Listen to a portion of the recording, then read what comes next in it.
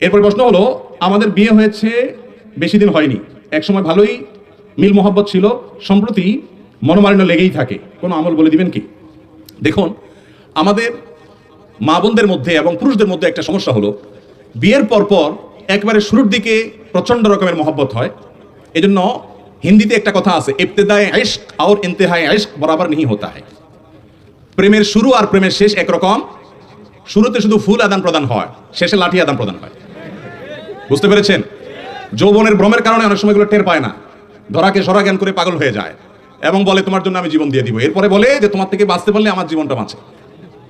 তাহলে বিবাহের পরও প্রায় শুরুর দিকে, বিশেষ করে যারা সচ্চরিত্রবান, খুব স্বাভাবিকভাবে স্বামী স্ত্রী একে অন্যকে উজাড় করে ভালোবাসেন, কিন্তু দিন যত যায় ধীরে ধীরে ধীরে ধীরে আস্তে আস্তে সংসার বড় হয়, ছেলে মেয়ে হয়, মনোমালিন্য তৈরি হওয়ার ইস্যুগুলো তৈরি হয়, মতপার্থক্যের ইস্যুগুলো তৈরি হয়, গন্ডগোল ফাসাদ হয়। বেশিরভাগ মেয়ে, বেশিরভাগ ছেলে, বেশিরভাগ দম্পতি এই জায়গাটা এসে অনেক বড় ধরনের অ্যাক্সিডেন্ট এবং ভুল করে। সেটা কি? মনে করে না এর সাথে আমার আর চলবে না, রাস্তা আলাদা করে ফেলতে হবে, সে সিরিয়াস হয়ে যায়। অথচ দাম্পত্য জীবনে গন্ডগোল ফাসাদ হয় না এমন কোন দম্পতি খুঁজে পাওয়া, ওই দেখেন আপনার বন্ধুকে যে তার ওয়াইফ সহ কত হ্যাপি, আপনি চিন্তা করেন হ্যাঁ রে আমি তো কপাল পোড়া, সে কত খুশি। আসলে তারা হয়তো চুলাচুলি আপনার চাইতে আরো বেশি করে, কিন্তু ভাবসাব দেখে আপনার মনে হয় উফ তারা জানি কত নেই খুশি। ইবলিস আপনাকে এইভাবে দেখায়, আসলে বাস্তবতা ভিন্ন।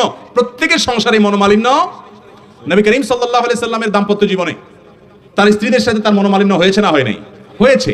খুব বড় সিরিয়াস কিছু হয় নাই। আমরা যেরকম মনোমালিন্য হলে ছোট লোকই করি, নবী আলাইহিস সালাম তো তার মুখ দিয়ে কখনো কটু কথা বের হতো না, কখনো নারীদের গায়ে হাত তোলেননি তিনি।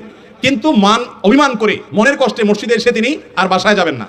পরে সাহাবা একরাম মধ্যস্থতা করে সেটাকে দূর করলেন। তাহলে বোঝা গেল স্বামী স্ত্রীর মধ্যে বোঝাপড়ার গরমিল এটা হবেই। বিশেষ করে বিবাহের একদম শুরুতে তো মহব্বত অনেক উত্তরাবে, ইবতিদায়ে প্রেমের শুরুতে যেরকম থাকে এরকম থাকবে। কিছুদিন গেলে আস্তে আস্তে আস্তে এবার একটু টুনটান লাগবে, গন্ডগোল হবে, ফাসাদ হবে, তুমুল আকারে সেটা বিশ্বযুদ্ধের আকারও ধারণ করতে পারে।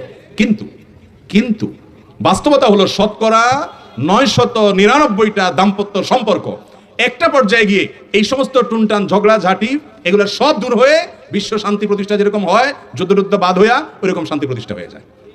অনেক দম্পতি এটা বুঝে না, মেয়েদেরকে শয়তান উস্কায়, বলে যে এমনকি তার বান্ধবীরা অনেকে উস্কায়। অনেক পুরুষ আছে মানুষরূপী শয়তান, দেখতে মানুষের মতো, এটা আসলে ইবলিসের কাজ করে।